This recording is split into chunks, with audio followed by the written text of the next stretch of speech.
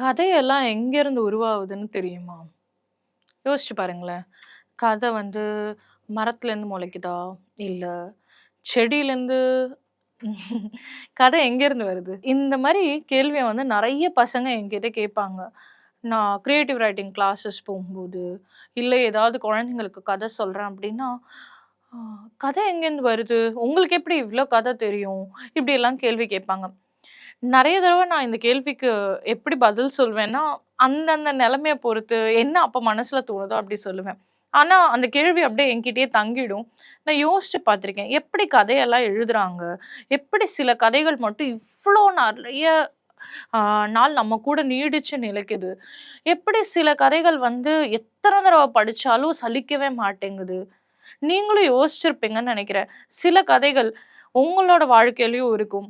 இந்த மாரி கதை நம்ம ஏன் எழுதலன்னு தோணும். இல்ல இந்த மாரி கதையில நம்ம மாட்டிக்கிட்டோம்னா, நம்ம என்ன பண்ணுவோம் அப்படின்னு தோணும். இந்த மாரி கதைகள்லாம் இருக்குல்ல. அந்த மாரி கதைய தான் இன்னைக்கு நான் உங்ககிட்ட ஷேர் பண்ண போறேன். இந்த கதை எல்லாத்துலயுமே ஒரு காமனாலிட்டி இருக்கு. அந்த காமனாலிட்டி என்ன தெரியுமா? நீங்க இந்த கதையோட மாந்தர்களோட டிராவல் பண்ணுவீங்க. டிராவல் பண்ணிட்டே இருக்கும்போது ஒரு கொஸ்டின் வரும். அந்த கொஸ்டின் இந்த சிச்சுவேஷன்ல நான் இருந்தா, நான் என்ன பண்ணியிருப்பேன் தெரியுமா?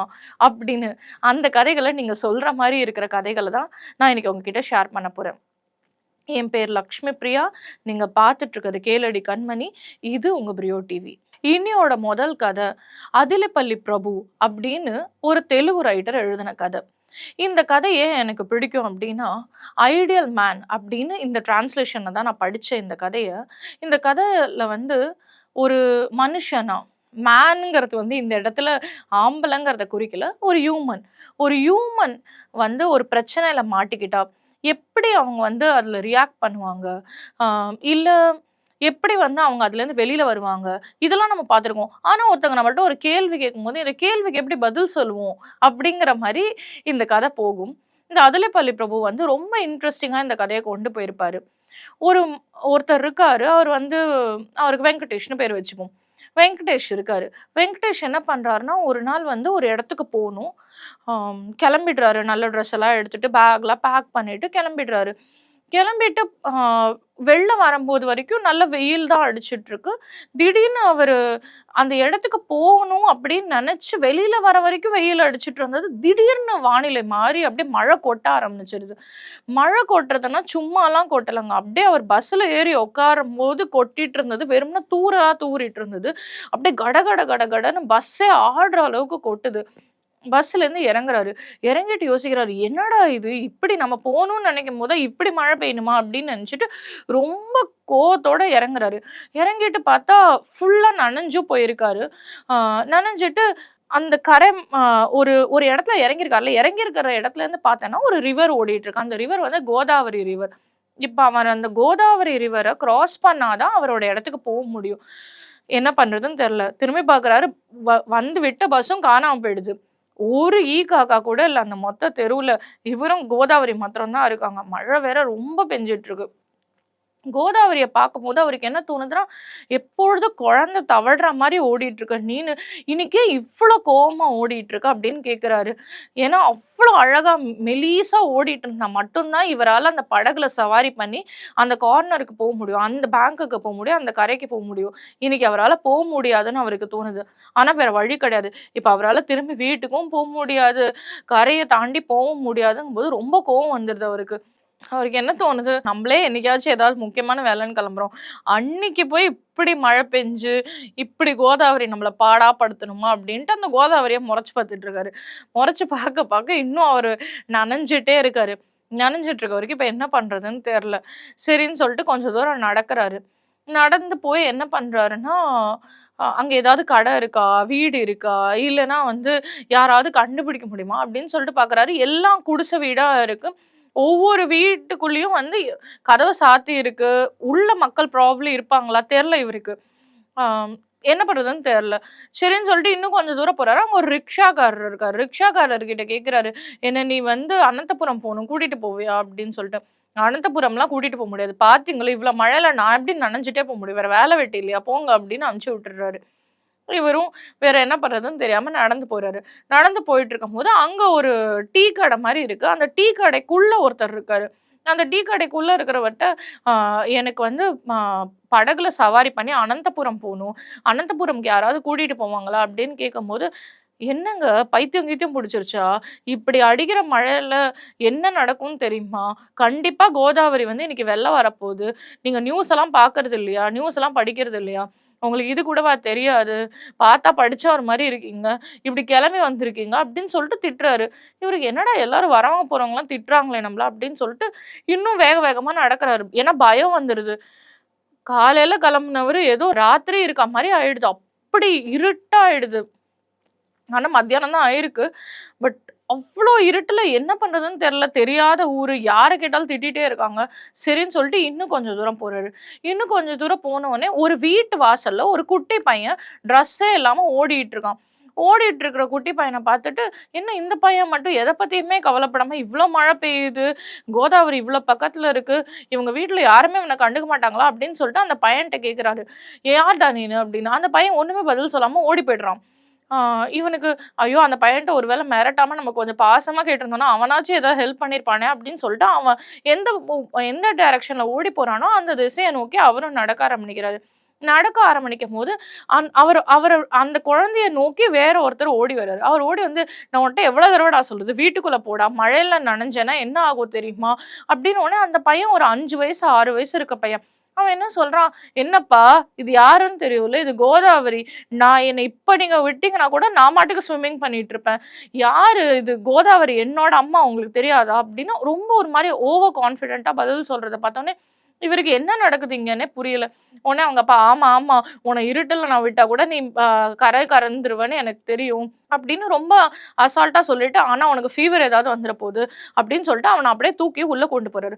கொண்டு போயிட்டு இருக்கும்போது அவர் திரும்பி பார்க்குறாரு. "யாருடா இது? இந்த ஆள் இங்க வந்து நின்னுட்டு இருக்காரே." அப்படின்னு சொல்லிட்டு, "யார் சார் நீங்க?" அப்படிங்கிறாரு. "இல்ல இந்த மாரி நான் கோதாவரிய கடந்து அமலாபுரம் போணும். எப்படியாவது என்ன கூட்டிட்டு போறதுக்கு யாராவது இருந்தா நல்லாருக்கும்." அப்படின்னோனே, இவரு, "என்ன சார் அதெல்லாம் யாரு சார் உங்கள கூட்டிட்டு போப்போறா? நீங்க வாங்க என் கூட." அப்படிங்கிறாரு. சரி கூட்டிட்டு தான் போப்போறாரு போல இருக்கு அப்படின்னு சொல்லிட்டு இவரும் பின்னாடி போறாரு. பின்னாடி போனா அவர் பாட்டுக்கு ஒரு குடிசை வீட்டுக்குள்ள ஆ குனிஞ்சு உள்ள போயிறாரு. உள்ள போயிட்டோனே இவருக்கு என்ன பண்றதுன்னு தெரியல. இவரு அப்படியே வெளில நின்னுட்டு இருக்காரு. இன்னும் மழை பெஞ்சுட்டு இருக்கு.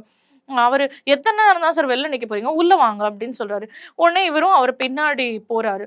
போன உடனே அங்க ஒரு விறகு வச்சு சுள்ளியெல்லாம் போட்டு எரிச்சுட்டு இருக்காங்க. எரிச்சுட்டு இருக்கிறதுலேருந்து நெருப்புலேருந்து நல்ல கதகதப்பு கிடைக்குது. அத வந்து நல்ல இன்னும் அ 4, 5 சுள்ளிய போட்டு இன்னும் நல்லா எரிக்க விடாரு. எரிக்க விட்ட உடனே என்ன ஆகுதுன்னா, அவருக்கு மழையில நனைஞ்சவருக்கு அப்படியே அ ஒரு மாரி நல்ல வார்மா கதகதப்பா இருக்கு. உடனே என்ன பண்றாருன்னா, அந்த உள்ள போனவரு அ ஒரு டவல் எடுத்துட்டு வராரு. டவல் எடுத்துட்டு வந்து இந்த வெங்கடேஷ் கிட்ட குடுக்குறாரு. வெங்கடேஷ் என்ன பண்றாரு, "இல்ல, இல்ல அ எனக்கு டவல்லாம் வேணாம்" அப்படின்னு சொல்லிட்டு அவரோட பேக்க தொறக்குறாரு. அவர் பேக்ல வந்து அவரு கொண்டு வந்த டவல், ட்ரெஸ்ஸு எல்லாம் இருக்கு. உடனே அந்த டவல எடுத்து அவரோட மூஞ்சியெல்லாம் தொடச்சுட்டு, ஆ ரொம்ப அவருக்கு பசிக்க வேற ஆரம்பிச்சுருச்சு. மத்தியானம் ஆயிடுச்சு அப்படிங்கிறதுனால. அவரு "இங்க ஏதாவது சாப்பிட கிடைக்குமா?" அப்படிங்கிற மாரி அவர பார்க்குறாரு. அவர் என்ன சொல்றாருன்னா, "சார் உங்களுக்கு தெரியாதுன்னு நெனைக்கிறேன். 2 நாள் வெள்ளம் வரப்போதுன்னு சொல்லியிருக்காங்க கோதாவரியில. உங்களால இப்ப கடந்தெல்லாம் முடியாது." அப்படின்னோனே, "அப்ப நான் வேற ஏதாவது ஊருக்கு முடியுமா?" அப்படின்னா, முடியும். இங்கேருந்து நீங்க வந்து ஒரு 1/2 கிலோமீட்டர் நடந்தீங்கன்னா, ஒரு பஸ் ஸ்டாண்ட் வரும். அந்த பஸ் ஸ்டாண்ட்ல கூட இன்னைக்கு வந்து அ பஸ் வர்றது சந்தேகம் தான். ஏன்னா யாருமே வரதா இல்ல. இன்னும் நீங்க ஒரு 1 1/2 கிலோமீட்டர் நடந்து போனீங்கன்னா, அப்ப வந்து ஆட்டோ ஸ்டாண்ட் ஒண்ணு வரும். அந்த ஆட்டோ ஸ்டாண்ட்ல யாராவது இருந்தாங்கன்னா, உங்கள கூட்டிட்டு முடியும் அப்டிங்கிறாரு. அப்படியா? எப்படி போறது? அப்படிங்கிறாரு. சார் நடந்து தான் சார் அப்படிங்கிறாரு. நடந்து எப்படி போறது? அப்படிங்கிறாரு. சார் உங்கள்ட்ட தான் கால் இருக்குல்ல சார். நீங்க நடந்து போனீங்கன்னா நடந்து போலாம் அப்படிங்கிறாரு. அவருக்கு வெங்கடேஷ்க்கு இதுவரைக்கும் ஓ! நம்ம 1 1/2 கிலோமீட்டர்லாம் நடந்து போலாமா? அப்படிங்கிற ஒரு ஐடியா கூட இல்லாத மாரி, ஓ! அப்படியா? அப்படிங்கிற மாரி பார்க்குறாரு. இவருக்கு புரிஞ்சிருது. இவருக்கு ஒண்ணுமே தெரியாது போல இருக்கு. இவர் பாட்டுக்கு ஏதோ கிளம்பி பஸ்ஸுல ஏறி வந்துட்டாரு. இவர வந்து இப்படியே விட்டோம்னா, இவரு எங்கேயாவது காணாம போயிடுவாரு அப்படின்னு சொல்லிட்டு, அவர வந்து அவரோட ஒய்ஃப பார்க்குறாரு. ஒய்ஃப் உடனே சுட சுட சாதம், அதுக்கப்புறம் மீனு எல்லாத்தையும் கொண்டு வந்து இவருக்கு குடுக்குறாங்க.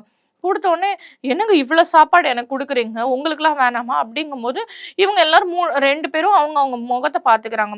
பார்த்துட்டு, "சரி ஓகே உங்களுக்கு இவ்ளோ வேணாமா?" அப்படின்னு சொல்லிட்டு வேற ஒரு கப்ப எடுத்துட்டு வந்து, இவர் குடுத்த சாதத்த பாதி எடுத்துக்கிறாங்க.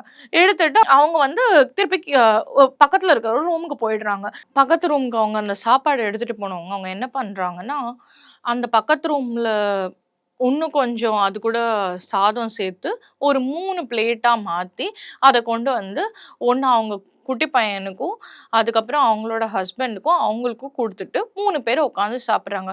இவரு யோசிக்கிறாரு, "என்ன இது இவ்வளோதானா சாப்பாடு? ஒரு மத்தியான சாப்பாடுங்கிறது வந்து ரொம்ப ஒரு எலாபரேட்டா நெறைய சாப்பிடணுமே. ஒரு பப்பு இல்ல, ஒரு கொங்கூரா தொக்கு இல்ல, எதுவுமே இல்ல. வெறுமனே ஒரு பழைய சாதமும், மீனும் மட்டும் வச்சு சாப்பிடுறாங்க." அப்படின்னு சொல்லிட்டு ஒரு ரொம்ப ஒரு சந்தேகத்தோட அத சாப்பிட ஆரம்பிக்கிறாரு. சாப்பிட ஆரம்பிச்சோனே அவ்ளோ டேஸ்ட்டா இருக்கு.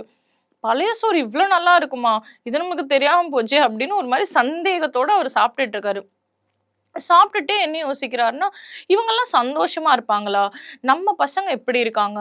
நம்ம பையனுக்கு நம்ம இவ்ளோ விஷயம் சொல்லிக் குடுக்குறோம். அவ்ளோ டியூஷன்ஸ்க்கு அனுப்புறோம்.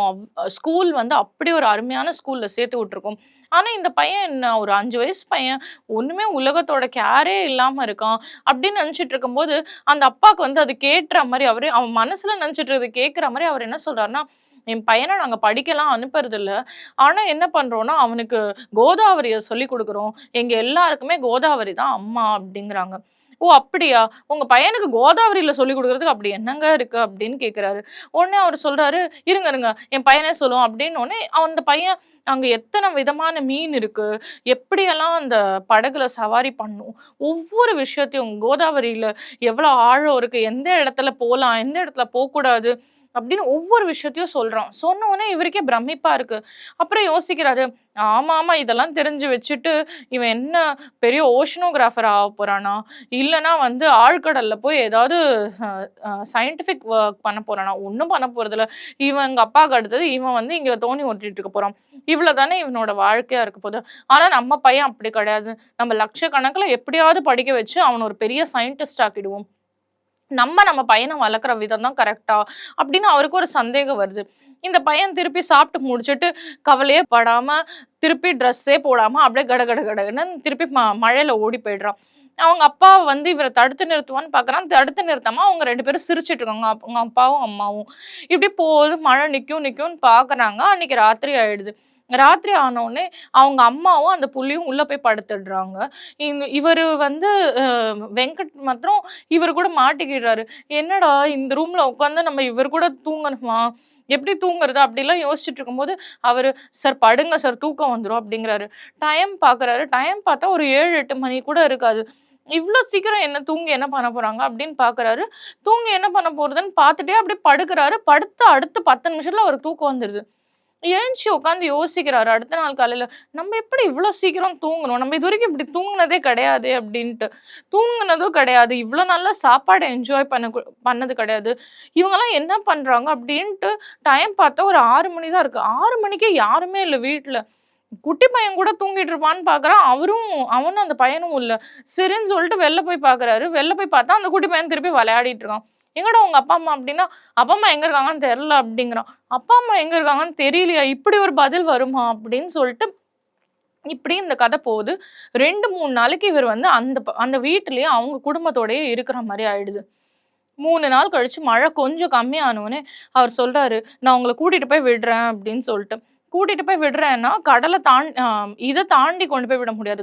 அதாவது ரிவர தாண்டி கோதாவரிய தாண்டி உங்கள கூட்டு போய் விட முடியாது.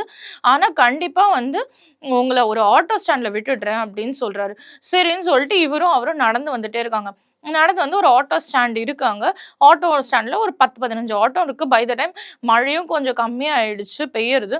அதனால இவரு வந்துட்டு, அப்பாடா! எப்படியோ இங்கேருந்து தப்பிச்சா போதும் அப்படிங்கிற மாரி அவசர அவசரமா ஆட்டோக்குள்ள போறாரு. போறவரு என்ன பண்றாருன்னா, தன்னோட பேக் அங்க உள்ள வச்சுட்டு, திரும்பி பர்ஸ்லேருந்து ஒரு கட்டு பணத்த எடுத்து இவர் கையில குடுக்குறாரு.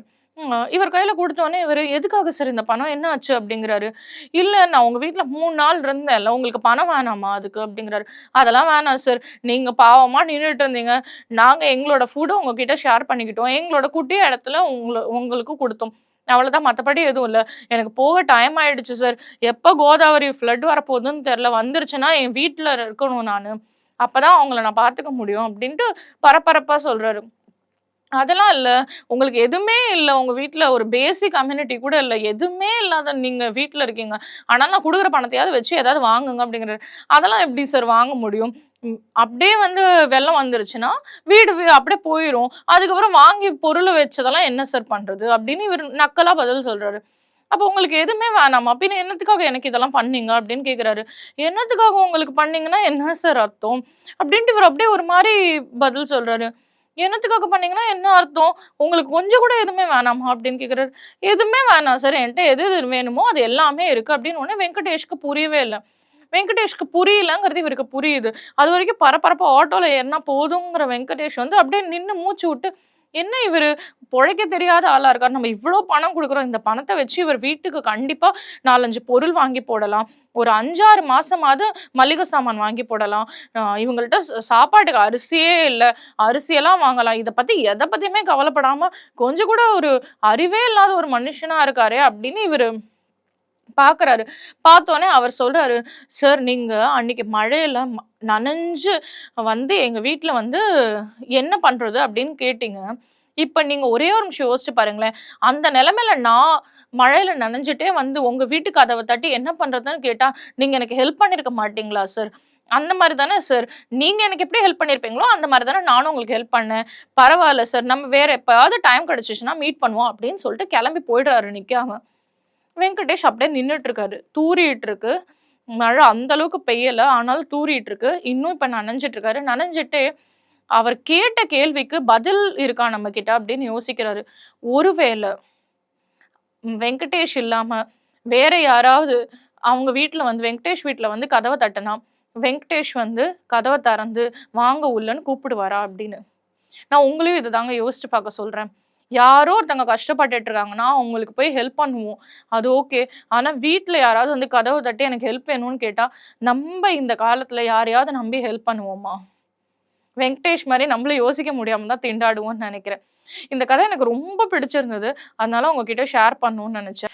இந்த கேள்வியோடயே நான் இந்த வாரத்தோட எபிசோட முடிக்கிறேங்க. நீங்க பார்த்துட்டு இருக்கிறது கேளடி கண்மணி. நான் லக்ஷ்மி பிரியா. இது உங்களோட பிரியோ டிவி.